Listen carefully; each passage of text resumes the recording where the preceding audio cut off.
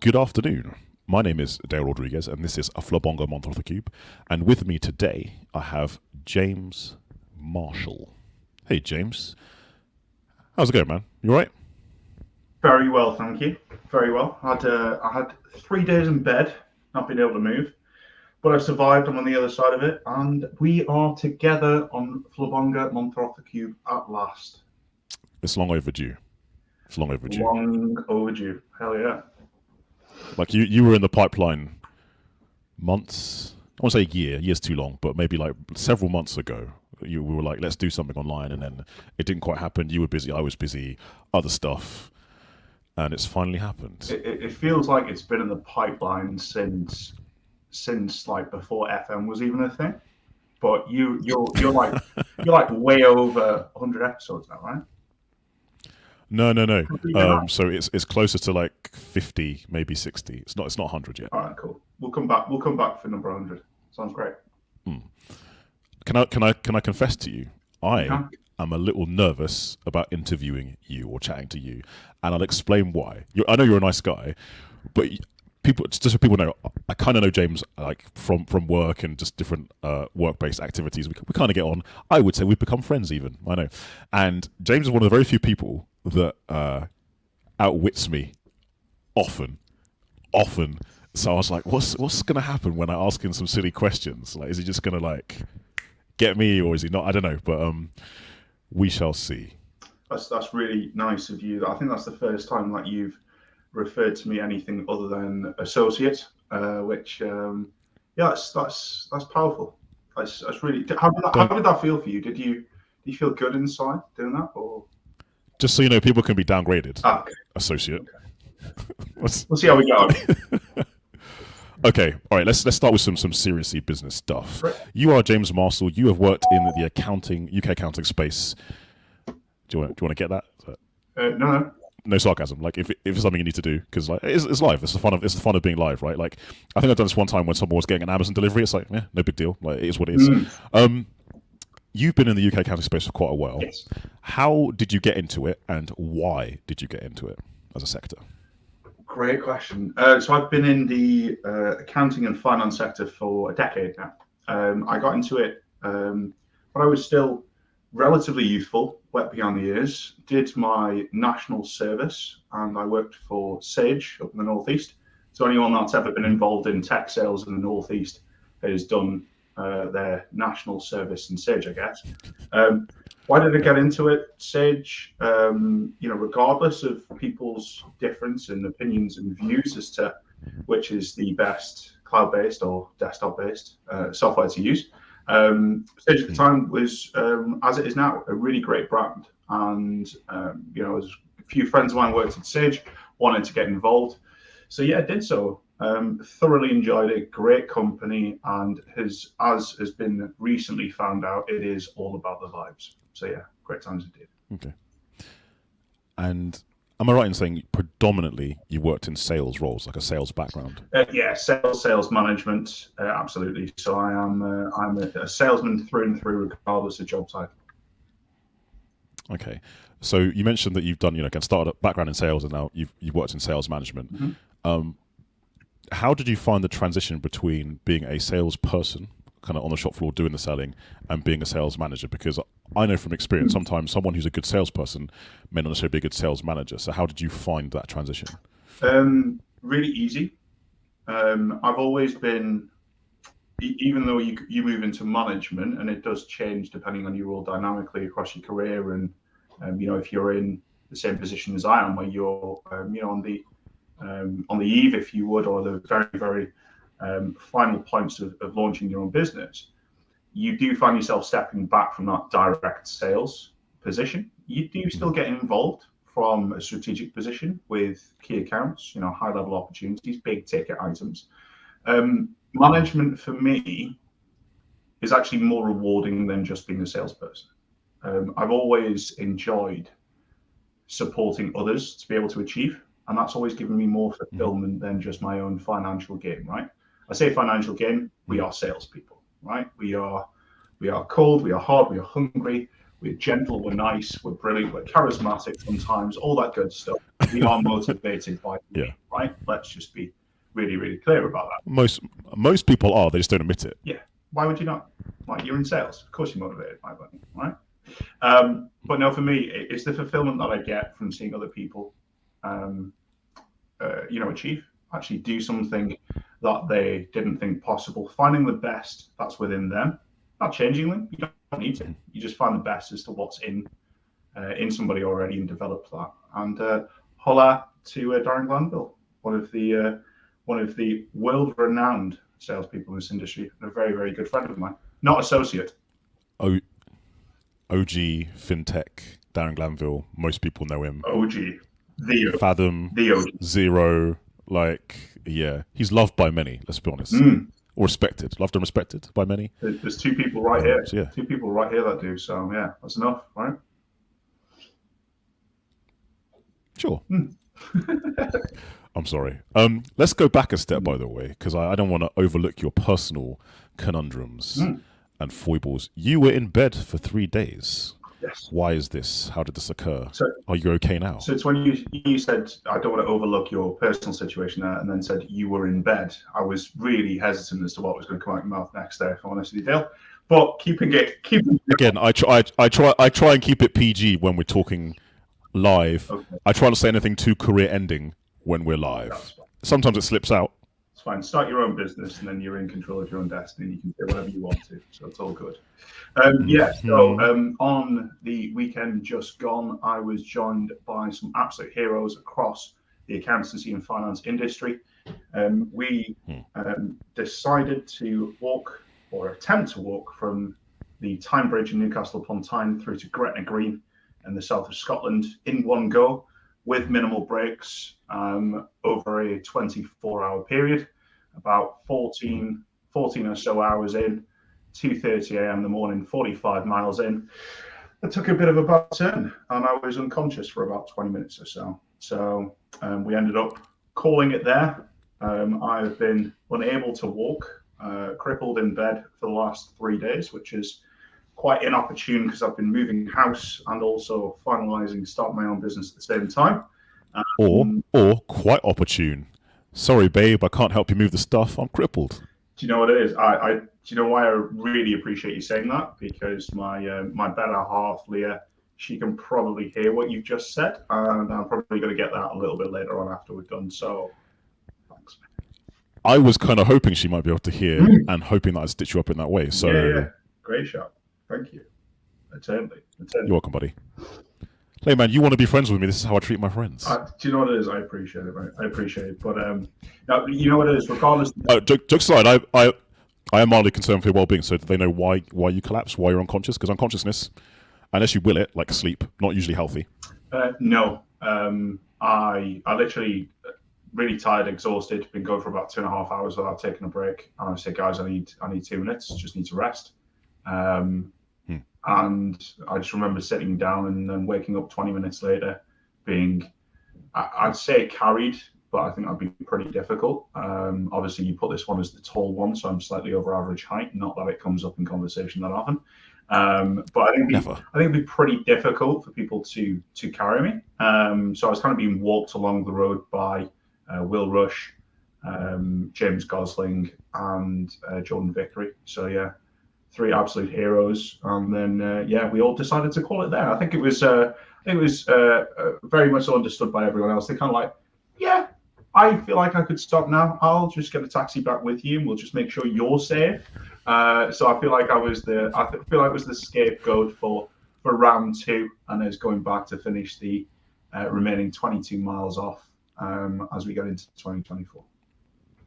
Oh, man, at least you made the wise choice. Like you felt that you were getting tired, and you sat down, and it's better that you stopped and realised that, as opposed to kept on trying to go through and man up, as some people would say, because that could have been quite, it's a great phrase, man up. But yeah, I'm also really glad, because otherwise I probably would have done some really, really bad damage to the pavement. Would have been pretty difficult for it. You are quite hench. I'll give you some. Let's read out Dan's comment really quickly. So Dan Glanville, that's no mean feat to walk across that distance and in that time. A great achievement nonetheless. James, you are a legend and an inspiration. Look after yourself and take the time to recover. That's very kind. That's nice. Very kind. Very, very kind indeed. But no, we didn't quite get there from a mile perspective. But actually, what did we set out to do? We've raised over £3,000 for November. There was a lot of visibility. Nice. From a social perspective that went on, and actually, it's most importantly about the reason why we did it, and it's for people unfortunately who are no longer with us anymore, in memory, but also those who are going to be positively impacted by the awareness and by the funds that we've raised. So for that, job well done. Okay. Do you mind if I switch gears and ask you some silly questions? So, what is your least favorite vegetable and why? Sweet corn, it's pointless. Your body doesn't digest majority of it, and I've not got the time just to pick through the little bits that your body can digest. Okay. If you could only eat one meat for the rest of your life, forsaking all others, what meat/animal are you choosing? Cow, steak.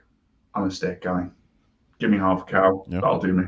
Happy if I could eat steak every day for the rest of my life.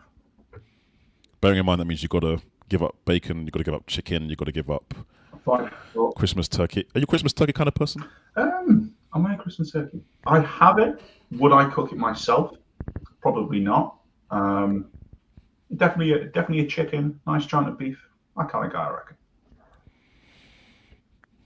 Okay. What is your least favorite thing about being in sales, or formerly being in sales? Least favorite thing about being in sales or formerly being in sales? The perception that some people have of sales, right, as a profession. So, sales can be a dirty word to some people, especially within an accountancy remit, right? Only in a good way. I like that. There was a nice switch at the same time there. But no, for some, sales can be a dirty word, and different people have different styles of selling. Some are very pressurized, and it gives everyone else in sales a very bad name as a result of. If we think about sales, the primary function of any business is to sell their services. If you don't sell your services, you cease to exist. So therefore, every business has to sell. Keep it relevant to this industry. Accountants are phenomenal at providing value to clients, right? Some better than others, but overall, accountants are amazing at providing value. And this is a generalism, what they're not always great at is speaking about the value that they can provide and actually approaching clients to be able to do so. So we all naturally stay in our comfort zone around things. I like to sell. Strangely enough, I like to be told no, when it comes to business, because it doesn't really affect me. You just keep going and keep going and keep going. But actually, the worst thing about being in sales is the perception. And it is, for any sales professional out there, you do understand the difficulty, the challenges, the ups and downs that you go through. And you invest your time, your energy, your resource in becoming a better salesperson right the way throughout your career. It doesn't stop, it doesn't end. Whether that's management, whether that's direct sales, whether that is starting your own organization, every single person should be a salesperson. So people need to understand that it's a skill, and those people that have developed that skill should be respected for that. I 100% agree with you. I genuinely believe that we all sell in some way or capacity. And I always make this joke, a bit serious, right? If you've ever been on a date, right, it's technically sales. The first time you meet someone, you're putting forward your best self. You're not lying, you're not deceiving anyone, but you are selling. You're trying to get the attention of that person, and they're trying to get your attention and show their best attribute. And when you get to a more committed relationship, you're still kind of selling, right? And any long-term relationship, you are technically selling. You're listening to that person, finding what their needs are, and trying to provide those needs. That's essentially sales. So that's why I agree with you. Most of us sell, we just don't realize it. I want to pick up on one thing you said, though. You said the perception of sales is somewhat negative. Yes. What do you do personally to change that perception, and what do you recommend others do to change that negative perception of sales or salespeople? Stop talking, start asking more questions. It sounds like such a simple thing, and it is repeated and repeated and repeated and repeated, but people do not take in every single bit of information and implement it. So the way that you change is by selling, simple and straightforward, is by continuing to sell, but it's selling in a better way where you're really understanding the needs and wants of your client and their requirements before you're presenting the solution. So many people are quick to, here's a feature, here's a benefit, here's how it's going to impact you, here's the kind of clients that we deal with, right? It's all great, it's all relevant, but it's got to be put forward in a structured way. If you're just talking about your solution or the client's need, the client doesn't really feel like you're listening to them. And for me, a good salesperson versus a bad salesperson, because you can still be successful as a bad salesperson, right? But a good salesperson versus a bad salesperson understands the needs of their customer as much as they do the solution that they're going to present before they go ahead and present that to them. Really, really important. But salespeople, keep selling, keep doing it, keep providing your gift to the world, helping businesses and providing solutions to their problems and woes. But do it in a way that your client feels looked after, comfortable, and informed to be able to make their own decision, not because you've used a tactic to be able to close them. Okay. Sorry, so master advice from Darren: less assumptions equals versus more great questions, better sales. That is a great equation. To both of you. I had no idea Darren was so good at maths as well. That's incredible. Okay, and again, I'm just going to go back a little bit on what you said. You mentioned that you opined that accountants aren't necessarily so great at selling their services per se, or selling the value. What do you think accountants could do differently to share their value, to demonstrate or show, or for lack of a better term, sell their value? What do I think they could do differently? I think training on sales is really, really important. I think if you think about sales within accountancy, right? So again, we can't cover all eventualities and bases here. Some people will be offended by the fact I've said, overall, accountants aren't the most amazing people at selling the value that they provide. Oh no, you said it really nicely. I've often said most accountants are terrible at sales. I'll say it. There you go. You didn't say that. I said that. You know what it is? I generalized, and I've generalized before, right? So we can't cover all bases. But what can accountants do to be able to do that better? Salespeople spend all day, every day working in sales. They practice that art, they practice that skill, they read books, they self-develop the company that they work with or for or in connection with. They should also be investing in their salespeople to develop them as well, right? So you're getting it from multiple angles all day, every day. Accountants don't. Invest in sales training. Invest in sales training with the right parties, the right people, somebody that's got credibility within the industry. If there's another firm, right? The brilliant thing about the industry now, and a perceptual change that I've picked up on, is there's so many accountants working in connection together, supporting each other. Go and do that. Go and learn, go and develop your skills and actually how you demonstrate the value that you provide throughout those services. If you think about sales and accountancy, it is predominantly a partner or director-led process, right? So actually, if you think directors or partners, their time is very, very valuable. We always talk about right sizing in a firm when it comes to compliance, right? Your right mix of your juniors, your mid-levels, senior members of staff, and your partners getting everything signed off. Why are you not also right sizing when it comes to sales? Do you need somebody on, example, £350 an hour charge out, right? If you're still charging by the hour, which hopefully you're not, but ad hoc projects, right? But if you're charging out £350 an hour, is it really beneficial for your chargeable time, your KPIs, your portfolio, your firm's direction, for you to be managing the entirety of that process yourself? You chase up your follow-ups, your meeting invites, closing it, putting a proposal together, right? These things can be, even with really great bits and solutions of software, your ignitions, your proposals, whatever you're using within your firm, they can still be in some cases quite time consuming. Once you add it all up, and if you really do monitor that, it's quite a labor intensive, time intensive process where you have to be on it. If you're not on it, you lose the sale, the client goes elsewhere. If you are on it, and you are managing that entire process yourself and you're a partner, look at what that chargeable time is and look at what that's cost your business or your cost of acquisition.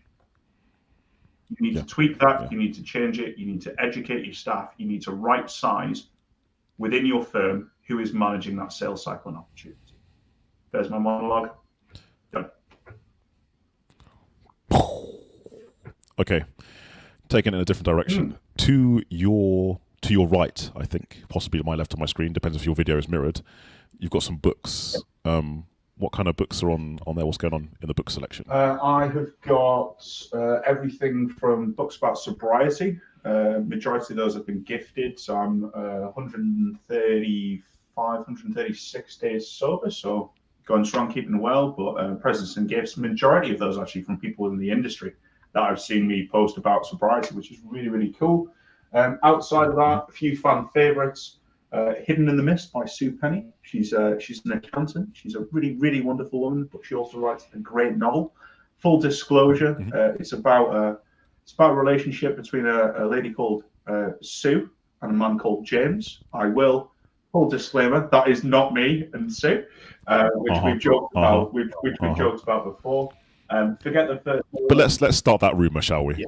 I just thought I'd put it out there. I'm joking. Just to see how quickly it comes back. Forget the First Million by Lucy Cohen. Great book, several times. Would thoroughly recommend if it's not been read by others. And yeah, a few great ones, particularly by Brad Burton. Okay. Yeah, cool. Quite a range. All right, let's get a bit closer. Come on, let's get a bit closer. Let's talk about you. Oh, okay.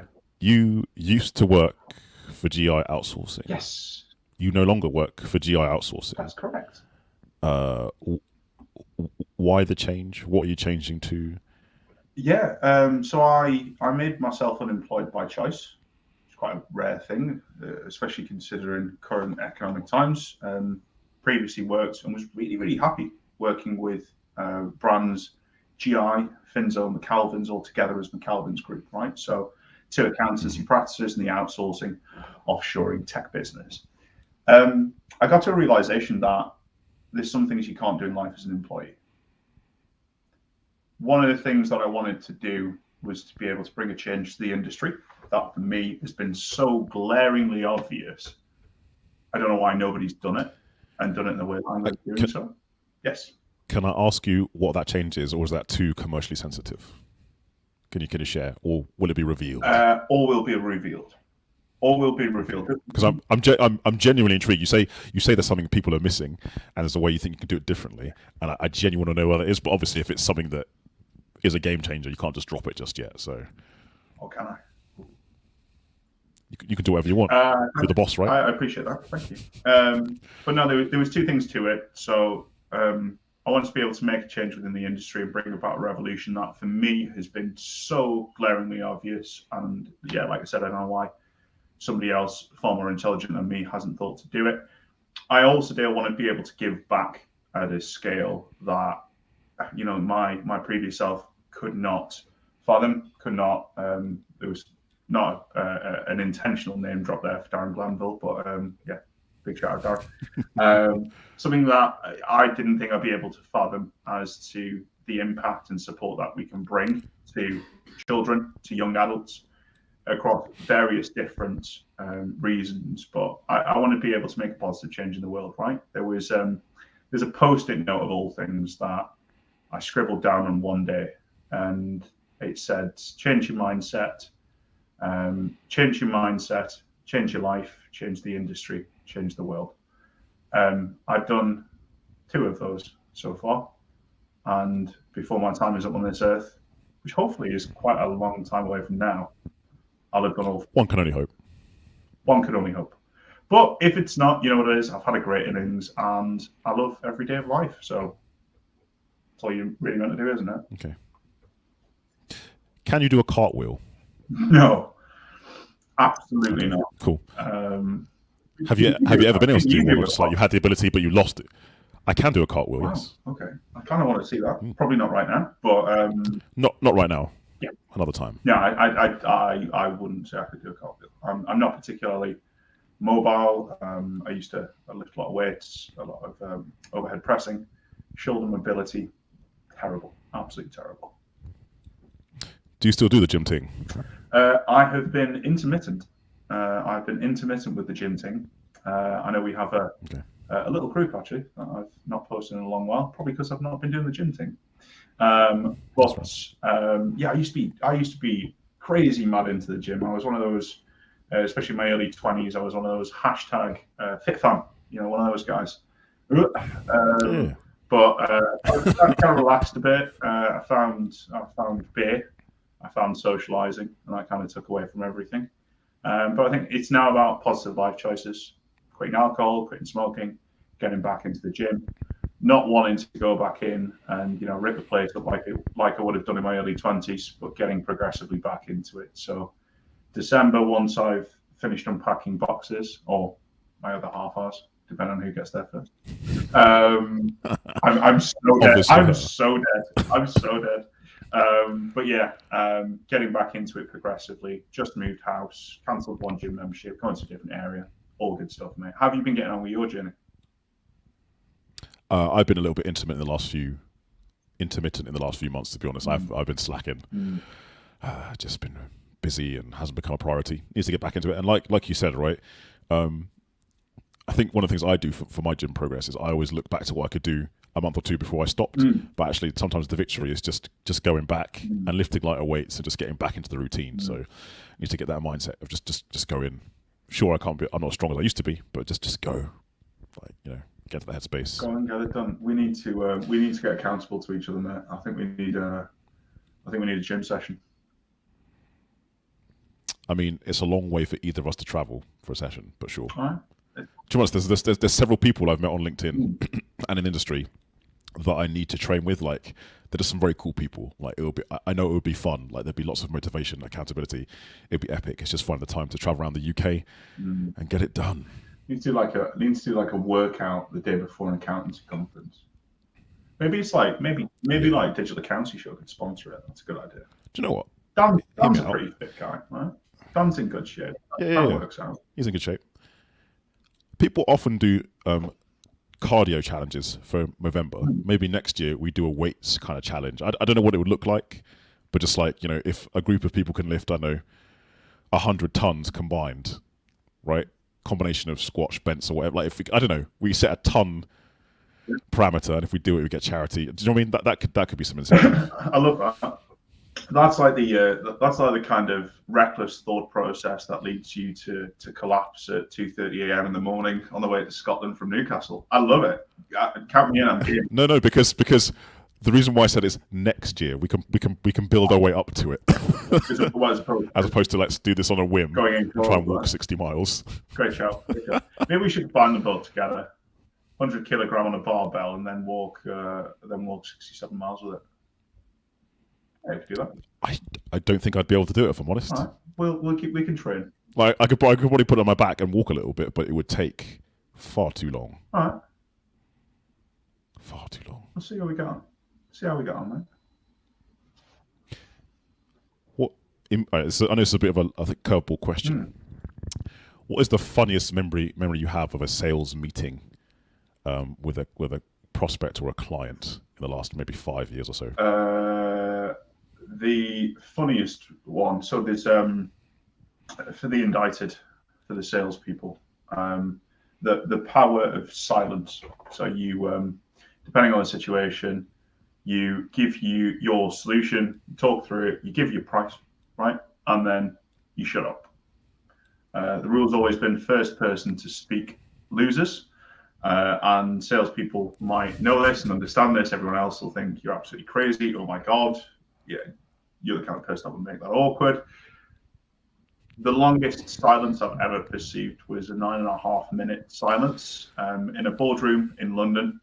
A 9.5 minute silence of just. So you had the meeting, you've done the prospect stuff, you've done the research, you did the pitch, and you finished the pitch, and there was almost 10 minutes of no one speaking. It was a 7.5 month sales cycle with a contractual value of about £250,000. Well, no, so that would have been hardly. So about just shy of £500,000 in annual recurring revenue plus £100,000 or so setup costs, right? Setup, installation, integrations, training, and things like that. Yep. And then give the price. Went down the eye, as you would do, right? So like to make with anyone, and then sat there and you, I don't know, you do it once for the first time, and then you're just really uncomfortable. But you learn to enjoy the silence. and then they come back to you, and then they say something, Mhm. and it's just such a great feeling. I would thoroughly enjoy it to anyone. Start a really engaging conversation, have both parties interested, and just out of nowhere,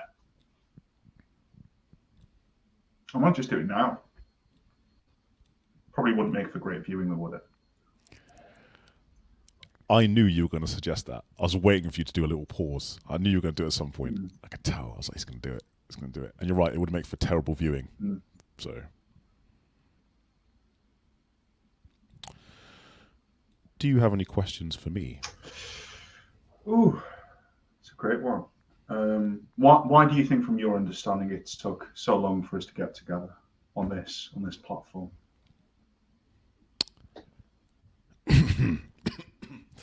So I would say schedules. We're both busy guys, and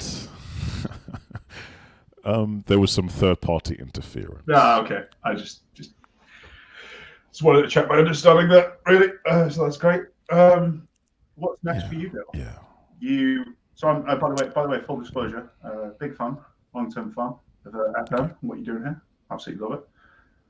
You talk with your guests, you know and understand them. You ask them questions about favourite biscuits, so on and so forth, and talk really great, insightful things about their business and their specialisms and everything else. What I never get to understand is what's going on with you. What's next for you in the world, sir? What does that look like? I mean, to be honest, I am thoroughly enjoying my role at Creston Reeves. Fantastic. And I'm not just saying that because my boss might be watching. Like, it's generally pretty fun. I've been honest with my employer about this. I would like to start my own business again. Wow. Okay. Like, they know that's one of my ambitions or one of my dreams. They still hire me anyway, which is very cool of them. And to some extent, they've been trying to support me in that, like, training, coaching. What do I need to learn? So they've been very reasonable in that regard. So I don't know. At some point, I might start my own business again. What that business will look like, I don't know. But for the meantime, I'm quite happy doing what I'm doing at KR.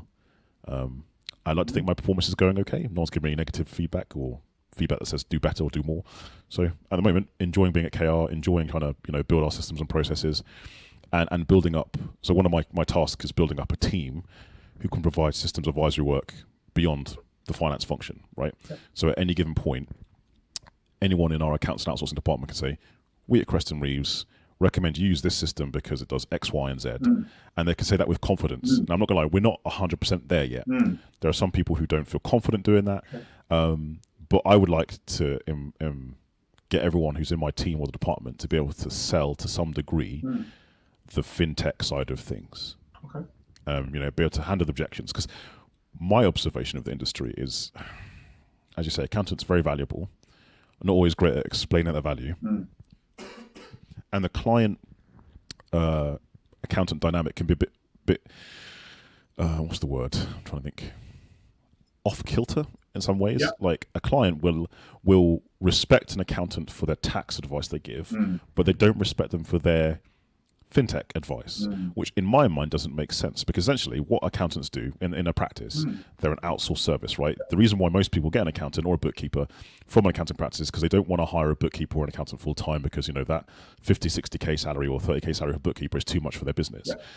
If they had an internal employee who said, hey boss, I've got a better way of working. If we use this piece of software, with this piece of software, it means I don't have to spend 10 hours doing this. The boss will go, oh, that's great, do that, right?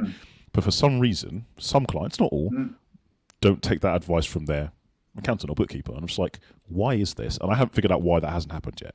But I'm generally exploring it and going, why doesn't it happen? Why don't clients trust their accountants to go, look, this is the process that you should follow to deliver the best results? Yeah. I find that really interesting, because my perception is completely different. I think it's probably down to the firms that I have most recently worked with. You work with a whole different bunch over a decade within an industry, right? But for me, an accountant isn't just somebody that provides that statutory compliance work. It's the value that they provide outside of that. Some label that as analytics of data. You started with advisory, and that's looking at financial data, cash flow forecasts, what if situations, right? Yeah, great, no problem. That's been around forever now. Really good ones will look at both operational as well as financial data and the business insights that data itself can bring. And that's great. But actually, why wouldn't you be relying on the accountant for that? Because they know and understand your figures. They know exactly where you're at, as long as the frequency of your records and your information is correct. They understand the live, up-to-date view of your business and organization. Why would you not be leaning on their analysis of that information to be able to make meaningful, insightful business decisions moving forward, right? For me, it seems absolutely bizarre. And I know from, I won't name drop because I don't want to have any form of favoritism to any form of firms that, I've worked with. But the really, really great firms of this industry do that, and they do that very well. And the relationship they have with clients is not one of a subservient accountant. It's as a strategic business partner that's here to benefit in those areas. Huh. I don't know. So our observations or opinions are slightly different on that one, because I think you're right, there are firms out there who are doing it and do that. But I know from experience that there are some clients who just don't see accountants in that way and don't want that value. Yeah. They really don't. And there will always be them. And you know what it is? It's not one's better than the other, right? I could own my own accountancy practice and deal with nothing other than, micro entity accounts FRS 105, right? That's my bread and butter. That's where I sit. That's the kind of clientele size of business that I'm after. And make an absolute killing doing that. And just provide that compliance function. And that's a great business. A lot of people will overlook that area of the market. So it's not that one's better than the other. It's just what an accountant is possible and capable of has really changed. And actually to change that mindset with the end client, whether it be a large corporate or an owner-managed business, it's the responsibility of the accountant to educate and inform and make sure they're properly equipped to be able to go and have those value-add conversations. Dale, I'm going to ask you a question now based on what you said before. You were talking about upskilling the team at Crescent Reeves, right? And, developing them to the position of providing that value. And actually, bringing back to the sales point we discussed earlier on, how they can then go and talk about that value that's being provided in order to automate processes, equip clients with the best app stacks and software out there to give them more time back to focus on why they got business in the first place, which wasn't to do menial tasks from software or necessarily, wherever possible, pay for somebody else to do it. How are you changing the mindset of your team, of that team? How are you upskilling them, and how's that process going? How am I doing it? So my observation is people don't like selling or promoting things they're not confident in. So I know some very, very smart people who are qualified accountants who shy away from suggesting apps, fintech, or even other stuff because they don't feel confident in it. Now, they are smart enough to understand the process and they have the credibility with their clients, but for some reason they don't feel confident enough in saying this is the solution for you. So for me, it's been putting in a ground layer. Okay, so we have a team, not just me, who review different apps and software, and they kind of rank them based on or rate them based on our requirements or the perceived requirements of clients, or sometimes we even ask clients just to get it. And the idea is we make, I want to say crib sheets. No, I'll be honest, it's crib sheets. So anyone at Crescent Reeves can say, we use software XYZ because we've done these tests, and they can have that sheet with them and a confidence in themselves or within the other members of the team who have more time focused at looking at this stuff. And this is the solution that will work for you. So it's been a fair amount of kind of training, upskilling, and just getting people confident that what they're saying is correct and true. Because especially with software, there's like a million different options. And I'm not just talking about Xero, QuickBooks, or Sage. I'm talking about everything. There's like a gazillion things. And I think people just need more confidence in what they believe is the correct solution, because they're very confident in giving advice, save a client 20 grand in tax, or if they get it wrong, cost them 20 grand in tax. They're very confident in doing that. But when it comes to, hey, maybe use this, there's not as much confidence.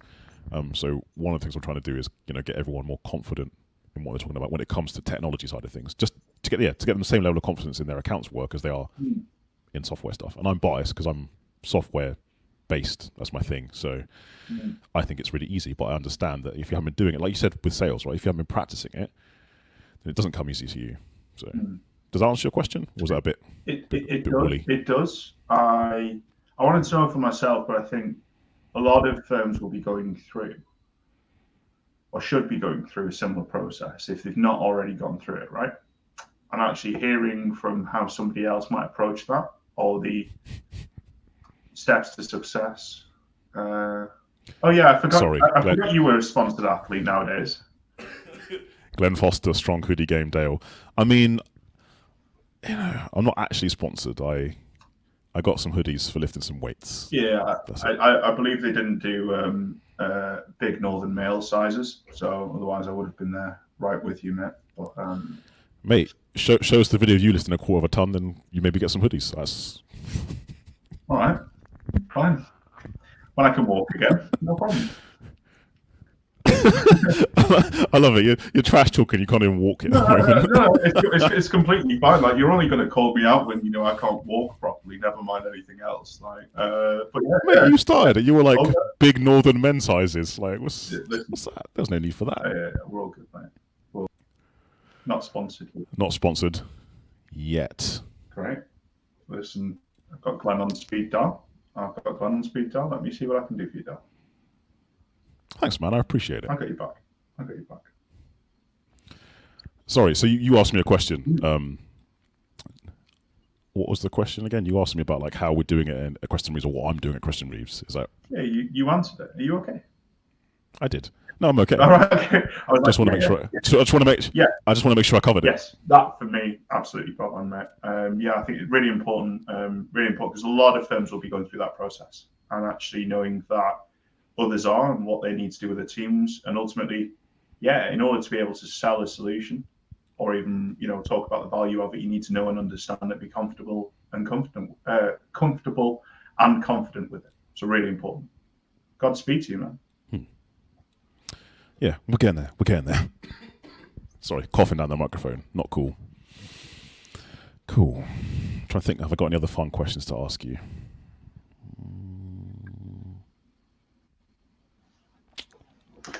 It's quite good. Some guys need 15 minutes. Dale Rodriguez needs 40, and he's knackered. That's great going, mate. Great going. Sorry, are we talking about the length of this conversation? Yes, we are. Ah, cool. What are you talking about? I wasn't sure what you were implying, or if I was inferring something incorrectly. Usually about 2 minutes, to be honest. Putting in work. Yeah, I like that. I like that, yeah. Oh, okay. Oh yeah, you used to work for Iris, right? Yes. What was that like? Phenomenal. Great team. Brilliant people. They helped me pay off my first mortgage, so I'll never be saying a bad thing about them. Amazing company. Really, really great people. Phenomenal people, actually. Some of them I'm still really, really good friends with. Yeah, would never go back, of course. Or would never go back again.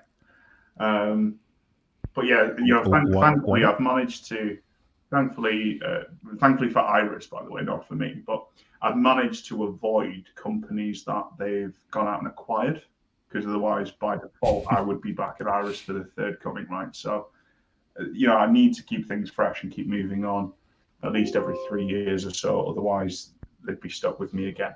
So, yeah, be pretty good. But no, phenomenal team. I think, Iris was really for me where I developed. I developed as a person. I developed as a salesperson. I really came into my own at Iris, and actually the company, the organization, the training that I received whilst I was there, it set me up for success in my career. So no form of bias, but just purely sharing my own experience for anyone that is starting their career within this industry. Iris, for me was absolutely phenomenal. I know some people, have different views or opinions, but mine, in very, very high regard. Phenomenal company, amazing people, great senior management team. But I remember one point, way before she ended up, taking the CEO role, sitting next to Alona back when she was CFO in the Adam Street office. It was month end, last day of the quarter as well. I was pacing the floor, closing sales and everything else. I think there was somebody from people management. People management. What's the correct term nowadays for HR? HR. HR, right, fine. Somebody from HR told me to be quiet because I was disrupting them, because I was on the phone, I was projecting my voice, I was being confident and assertive and direct in my approach, getting things over the line with clients. And I was told to be quiet, and Alona turned around and just went, "He's in sales, he's under quota, leave him be." And I just really appreciate that. Really expected that. Expected to get told off so badly. But yeah, I've always had, from that moment, held Alona in very, very high esteem. So yeah, great company, would recommend. I don't know if this is a mean question to ask, but I'll ask it anyway because I know you can handle it. Yeah. Did you prefer working at Iris or Sage, or was there no comparison because they're two different companies? It's not a mean question at all. I preferred working at Iris, and the reason why I preferred working at Iris over Sage is because Iris gave me the ability to be able to develop my skill set with a higher level of clientele in a completely different way, providing different solutions to that of which I did at Sage. Sage was like 2.5 years. And with Sage, it was in the early days when, when cloud was just coming into its remit. My goodness me. If it's not in the cloud now, why does it exist? But it was when cloud was coming into its early days, still in the days of perpetual licenses. And, there was, give or take, just over 1,000, accountants and bookkeepers throughout Scotland that I used to work with. So I was the single point of contact for them from an inside sales position. Whereas Iris, I was given the opportunity to move on to more of a field-based role, not working predominantly with existing customers, but really going after, net new logos and new business. And that's what I enjoy to do more than anything else, Dale, is, the thrill of the chase, so to speak, right? Getting out there, wowing, beating your competition, and doing so in the right way that's going to be able to support your client. And yeah, I loved it. And I developed more as a salesperson throughout my time at Iris, and that's the reason why I pick Iris over Sage. But I still got absolutely mad respect for the vibes at Sage. I have two other questions. One is really obvious that I forgot to ask. The first one is, what advice would you give to someone who's a school leaver who might want to get into the accounting or fintech industry? Like, are there particular roles they should go for, particular qualifications? I'm talking like non-accountant based roles. Like, what advice would you give for their career progression or starting out? Are we talking about sales, product support, marketing, development? What are we talking about? The whole gamut. Okay. Like, where should someone start if they're looking to get into this industry? Start at the bottom. In majority of cases, you have to do so. Start at the bottom. Start in something like, if you're going to be in sales, go into lead generation. Learn your craft, learn your skill. It is hard, it is difficult, but the hard work and discipline that you go through at the start of your career and take on board will see you through for many, many, many years to come. Go and do the hardest possible role, which is outbound lead generation within an organization. Learn that skill, develop it, keep going, keep pushing. You will have setbacks, you will have terrible days, you will have your head in your hands thinking, what am I doing? But it will stand you will stand you very, very well as you develop later on in life, because you get to a certain point and then you think about the most difficult times and you go, I've been through worse, I can do this. And you need to learn that foundation before you can build and develop into other areas. There's some amazing companies out there. It's down to your personal preference as to whether you want to go for a new startup or you want to go for, a more established, larger corporate. It depends on your mindset. Either way, you can be successful. But always be the hardest working person in the room. There's nobody else that's going to give you, nobody's going to give you a fruitful, positive career. You've got to go and get it, and don't take any excuses or let anybody tell you can't do it. Nice. My other question, I can't believe I overlooked this. It's based on your previous role. Offshoring, outsourcing, What's the difference? Why would anyone do it? Why would you not do it? Like, can you dumb it down for the uninitiated? So again, there are some people who aren't in the accounting space. Could you maybe give an overview of what that actually is? Yeah. So you're putting that. So my prior employers. So there's a few companies that I have sold or managed people to sell outsourcing and offshoring services. Previously Iris and obviously GI outsourcing as well. Now, not having that service directly attached to me, I feel like I can be honest and open, right? Okay. Even more so than before. But you know what it is? The thing is, I've never been anything but outsourcing and offshoring. If it's the right thing for your accountancy firm or business, great. You need to go through your due diligence. You need to understand the vendor. You need to understand the pros and cons and ways of working that they have, because there's so many different ones out there. For me, outsourcing, you are taking part of your business and you are giving control responsibility to another organization as part of that. So you think about a corporate deal, right? So corporates outsource their work to their accountant, right? They outsource their compliance. They might outsource their HR. They outsource a task that isn't the primary purpose of their business, right? That's usually a traditional definition of outsourcing. Where it comes to accountants outsourcing, whether it's to India or to the Philippines or South Africa or wherever in the world you're outsourcing to, right? You are taking a set of accounts, a particular project, a particular process-driven element of your organization, and you're giving control and responsibility to somebody else to do that. It is, by nature, a transactional relationship, either for one set of accounts, one job, or multiple sets of accounts, usually done from a collective pool of people. Depending on when you send the work through, you might have a different process, a different person, different hands on that job to get it finished and finalized, right? Where it comes to offshoring, for me, outsourcing is dead. As technology develops, bold statement. thank you. As technology develops, we all say scary, scary, scary AI, right? Depending on where you want to get to in that conversation, you can take it from there. Best one I've ever heard. Also, these bots that are going to be in our office, where will we store them and how big will they be? It's the best thing I heard somebody say it in an audience at an accountancy event when listening to a conversation about AI. However, offshoring is the future.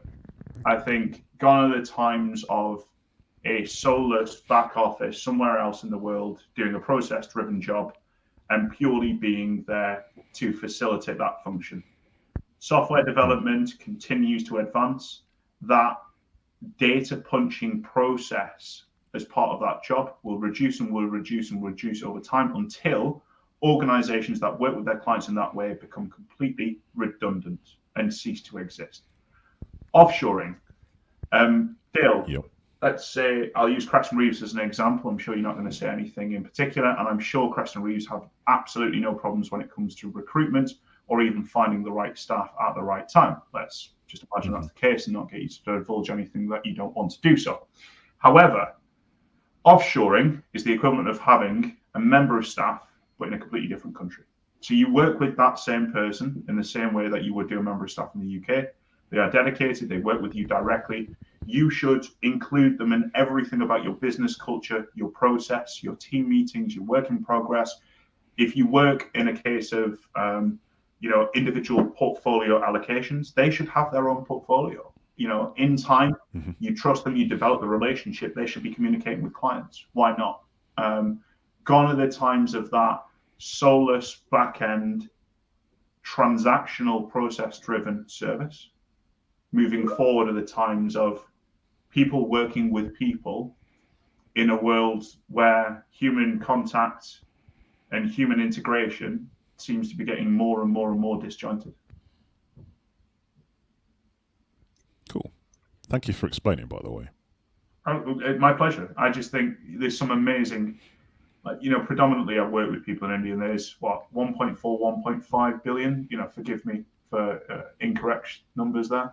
1.4, 1.5 billion people in India. I had the pleasure of knowing about 350 before obviously leaving GI. And there's some incredible, brilliant, intelligent people. Absolutely phenomenal. Same as there is in the UK. And there is a huge, huge resource from a global perspective available to firms. But actually, there's some firms that can't recruit, that can't grow their businesses, that don't want to talk about sales because they're uncomfortable about it.